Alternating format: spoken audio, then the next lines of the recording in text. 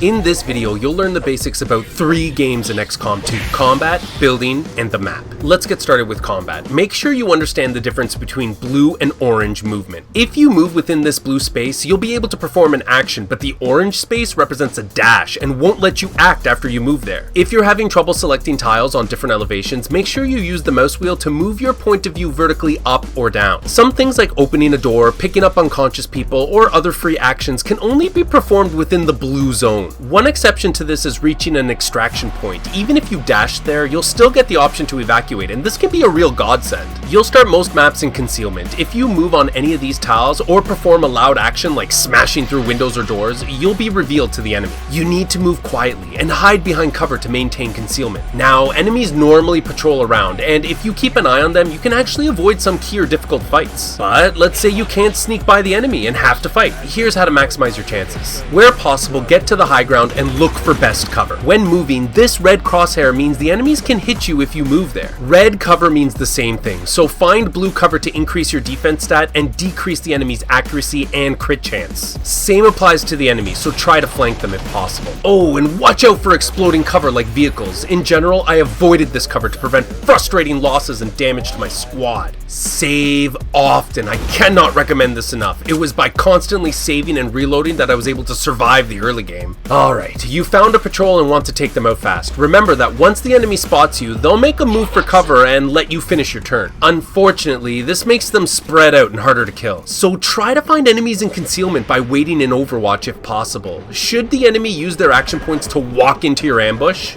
they'll rush for cover and likely lose a few in their squad by the time you're finished. You'll then get an entire phase to attack again before it's their turn, since they already wasted their action points moving into your ambush. Final points about combat. Hunkering down near cover not only increases your defense, but removes fire from the burning effect. Be careful when standing on burning buildings. The fire might spread and destroy the ground you're standing on, causing fall damage when you land. And freezing, stunning, or taking over an enemy can be the difference between beating a mission and utter and complete frustration and loss. Let's look at what to build now. I start off with the Guerrilla Tactics School. This allows you to deploy more soldiers on the field with the bonus of being able to train rookies into specific classes. Next, I like the Advanced Warfare Center, which heals injured soldiers faster if you have an engineer to run it. You can also retrain soldiers if you pick the wrong skill when they leveled up. After these 2 facilities, you'll need a power relay so that you can keep building, and by now you'll likely need to prioritize resistance comms. These allow you to establish contact with neighboring regions, which is necessary so that you can reach these red advent bases and slow down the doomsday avatar clock up here. If you want to build a workshop which can deploy gremlins to act as engineers in your facilities, be sure to place it somewhere centrally. The gremlins can only staff adjacent facilities, but not on diagonals. You can probably avoid the defense matrix. It's only useful during one mission. At some point, the enemies will have a UFO searching for you. If it intercepts your ship, you'll need to fight on the ground. The defense matrix will grant you some turrets to help you fight the enemies. This is great, but it's the only time this facility is useful. Lastly, I got my engineers to excavate rooms as deep as I could since the rewards seemed to improve down there. I also found a room which offered free power to whatever facility I built there, so obviously I put a facility with high power consumption.